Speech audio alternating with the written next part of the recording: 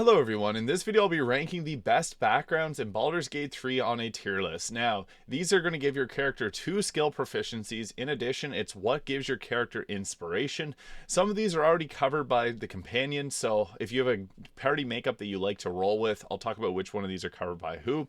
And there is one exclusive one, the Dark Urge here, which is exclusive to just them. And I'll be covering all of these, their skill proficiencies, and which I think of them are best. So, Acolyte being the very first one, so this one here, it says, you have spent your life in service to the temple, learning sacred rites and providing sacrifices to the gods or gods you worship. Serving the gods and discovering their sacred words will guide you to greatness. Now, this is Shadowheart, but it's also, every hireling also counts as one of these, so this is Zenith Urchin. So this gives insight and religion. Now, those are okay. I also find that, so each of these is going to give you a different area of giving inspiration. So whenever you're in any type of church or doing any type of religious, the Temple of Shar, etc., you're going to get inspiration from that. So you'll typically notice most people roll with Shadowheart, so most people aren't going to pick the Acolyte. And also insight and religion, like, they're okay skill proficiencies, but just not the best. I'll put the Acolyte probably in the B tier. And again, most people, I would say, roll with Shadowheart from the data that I've seen, so you already got this one covered, but still not a bad one if you want for, again, role-playing purposes. Go with whatever you want, honestly. This doesn't matter a great deal. It's just something I wanted to talk about and give a little bit of insight into, but next we have the Charlatan. So this is Asterion. It's also Cree Derek, the hireling, but this gives you skill proficiencies in Deception and Sleight of Hand. Now, Deception and Sleight of Hand are great. Typically, for the face of the party, you want one of Deception, Intimidation, or Persuasion. Persuasion being probably the best of the three. But the Charlatan, you're an expert in manipulation, prone to exaggeration. Sounds like Asterion already. And more than happy to profit from it. Bending the truth and turning allies against each other will lead to greater success down the road. So, yeah, that's Asterion in a nutshell. But the Sleight of Hand is nice if you don't want to take Asterion along for the ride. You can go with that, because Sleight of Hand is always, I mean, it's useful to have someone in your party that's proficient in that. And if you're playing as like a bard or a rogue, you can free up one of your skill proficiencies that you get from playing as that class. Deception's nice as well. So I would say that the Charlatan's probably like A tier. It's a little bit better than the Acolyte there, so I'd have to say giving yourself the proficiency in Deception is super useful and one you wouldn't mind having, but there's better to come. Next we have the Criminal. So this is giving you skill proficiencies in Deception and Stealth. This has a you have a background of breaking the law and trying to survive by leveraging less than legal connections. Profiting from criminal enterprise will lead to greater opportunities in the future. So this isn't actually any of the origin characters. It's just Varel Wenkir, which is one of the hirelings. And this gives you skill proficiencies in Deception and Stealth. It's arguably a little bit better than the Charlatan there. So I'd probably say A tier, because stealth is a great skill proficiency to have, especially if you plan on doing stealth-based combat, like if you want to be a rogue, gloomstalker, or bard. This is a good choice to go with. And Deception, again, any type of dialogue proficiency is always good on the face of the party, so I would say that this one's probably about A tier. Next, and also I guess for the Criminal, anytime that you're doing the criminal activities, so if you're going for more of an evil playthrough, you're going to get more of inspiration out of that, so it's another nice choice there. And kind of same thing with both of these. They get a bit more benefit from evil playthroughs versus good. But into another one that I really enjoy, the Entertainer. This is one that I chose in one of my playthroughs, and I didn't regret it, because it's a lot of opportunities to get inspiration with the Entertainer. And I don't see a lot of people talking about this. It gives you acrobatics and performance, so not bad skill proficiencies. It says you like to sway and subvert your audience, engaging common crowds and high society alike, preserving art and bringing joy to the hapless and downtrodden heightens your charismatic aura. Acrobatics and performance is not a bad one to have. Charisma based, and acrobatics is just good for resisting being shoved. It's dexterity based. This would make for a great bard, and I think bard is one of probably the best faces of the party, since it's not covered by any of the classes, and it's arguably the second strongest or strongest class in the game. I would say this one is, I mean, yeah, I'd probably put it at the lower of the A tier. It's a solid one to go with overall. So yeah, we could even maybe shift some of these down a bit. Maybe like that, somewhere around there. No one's covered by the Entertainer, so I mean, I guess that boosts it up a little bit. We'll maybe put Charlatan there. So yeah, Entertainer's a fun one. I enjoyed it. You get pretty common inspiration. Not as common as some other ones, but still pretty good overall. Next, we got the folk hero, and there's actually two origin character, an origin and a companion that cover this. So, Minsk and Will are both folk heroes. The folk hero I played as well before. I think on my first playthrough I went folk hero because I didn't really know that it was covered by others. But it says you're the champion of the common people, challenging tyrants and monsters to protect the helpless. Saving innocents in imminent danger will make your legend grow. Now, if you go for a good aligned playthrough, you're likely going to get a lot of inspiration just from that alone, because anytime you're helping people out, you get inspiration. So this is a pretty solid one overall. It is already covered by Minsk and Will. Minsk you don't get till late game, and Will is the least used companion, unfortunately. So, I mean, if you're not going with Will, take the folk hero. But even going with it, it's fine. Like, it's okay, actually, because it gives you animal handling.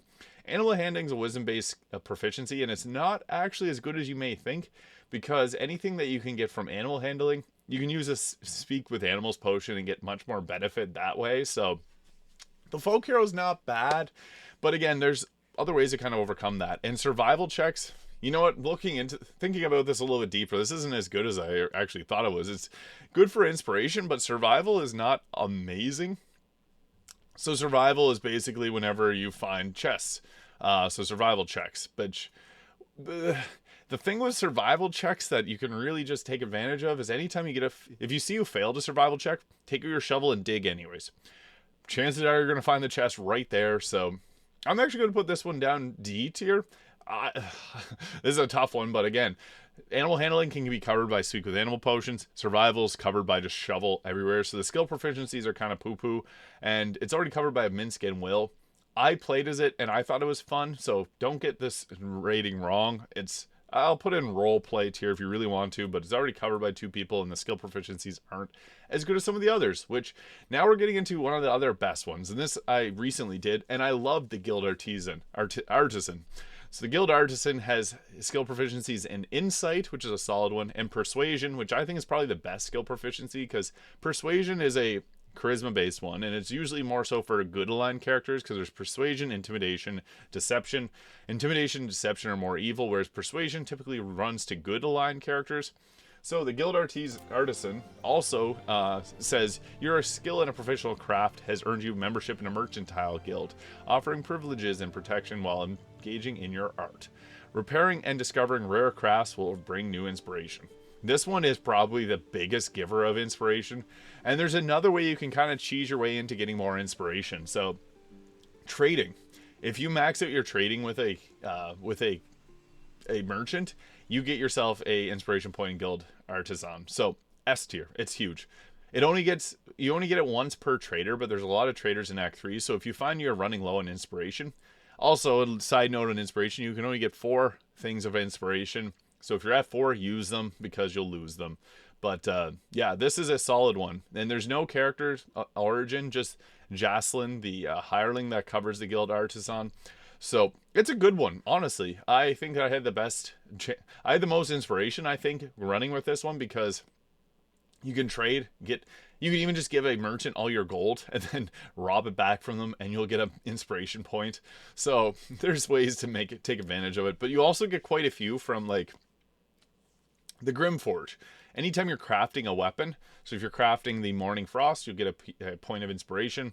It's a pretty good one, honestly. I think that this is probably the best or second best, in my opinion. There's one more that I think is good. And obviously, the Dark Urge, which is next, is a pretty solid one. So, yeah, Insight and Persuasion, good skills.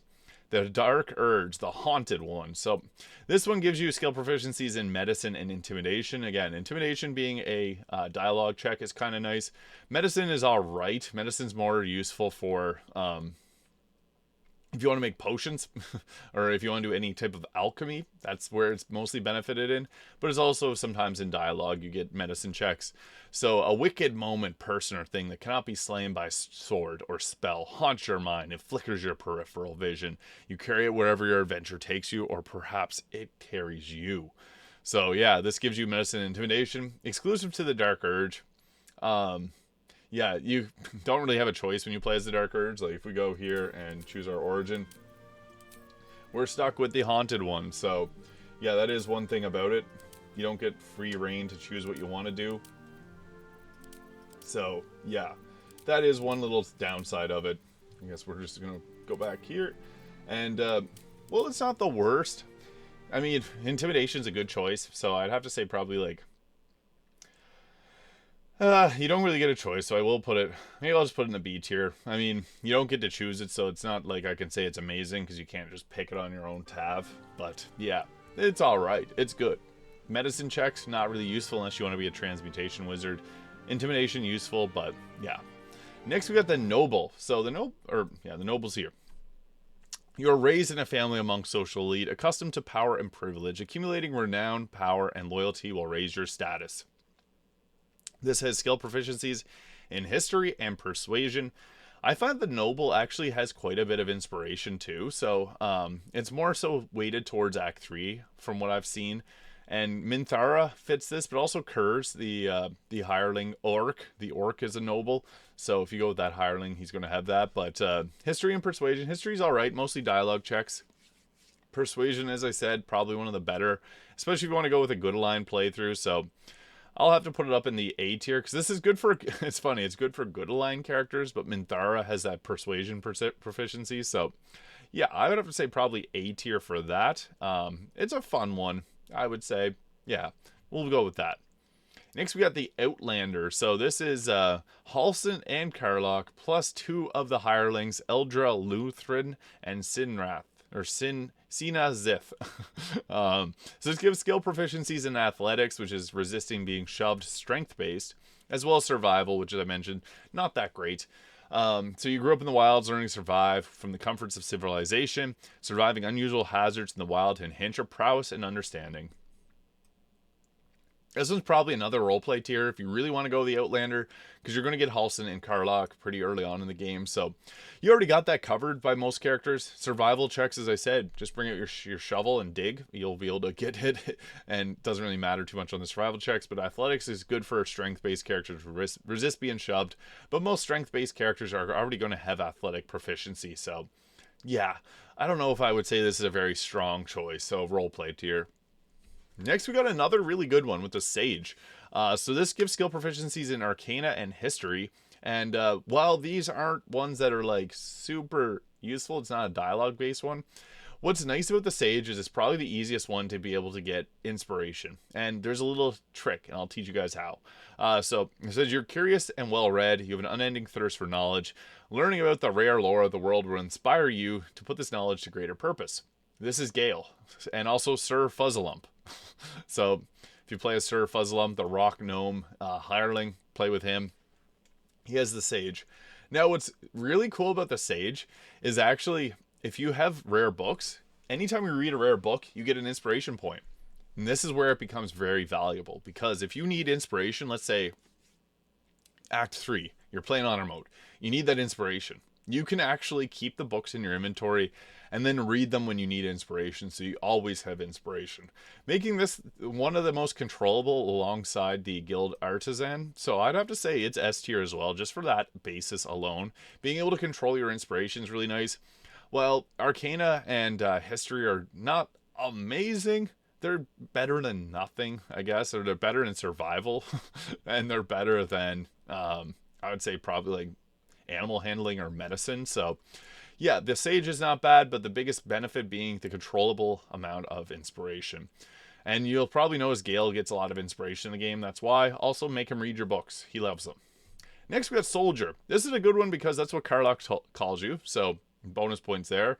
It gives skill proficiencies in athletics and intimidation. You're trained in the battlefield tactics of combat. Having served in a militia, mercenary company, or officer corps, show smart tactics and bravery on the battlefield to enhance your prowess.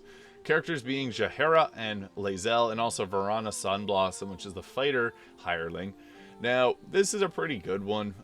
Getting intimidation's nice, but also it's also covered by Jahera and Lae'zel, so I would have to say it's probably like high B tier to A tier. Soldier is it's hard to say. Let's keep it balanced. We'll put it in the top of the B tier. It's a good one if you really want to go that route, or if you don't want to take Jahera and Lae'zel, but you're probably going to have them at some point. It's a good background, though. You get your inspiration from going into fights in any type of like combat encounters, like at the very start of the game in Act 1 when you're going to the Druid Grove. If you fight that combat situation and no one dies on your team, you get bonus inspiration. So there is some points where it's very useful. So yeah, I'll put the top of the B tier. And finally, we got the Urchin. Now, this one's actually pretty good too. So, after surviving a poor and bleak childhood, you know how to make the most of very little, using your street smarts to bolster your spirit for the journey ahead. This gives skill proficiencies in sleight of hand and stealth, making this really good. Not just like a rogue, because you'll get those skill proficiencies, but you can free up skill proficiencies on your rogue by taking this. But what's nice about it is there's only one hireling, Medalla Deadeye, that takes this. No origin characters of the Urchin. There's actually quite a few dialogue options for the Urchin too. I took this because I wanted the stealth proficiency.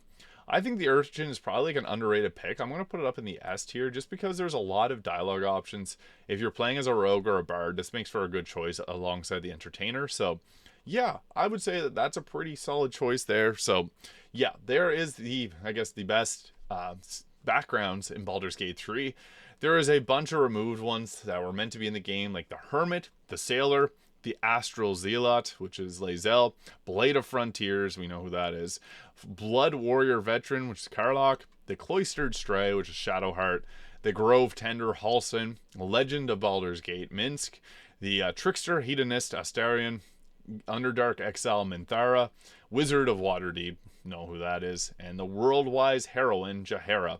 So those were cut from the game, but they were meant to be for the companions, and then also a couple that didn't make it, like the Hermit and the Sailor. But yeah, that's my thoughts. Let me know your thoughts in the comments. This again, if you want to play a certain one for role-playing purposes, they all give unique dialogue, so they're all worth trying out. Do 12 runs of Baldur's Gate. Highly recommend doing that. It's a lot of fun. This game is incredible, so I'm always curious to hear people's thoughts on these things. So yeah, hit that subscribe button below if you haven't already. Thank you so much for watching, and I'll see you all in the next video.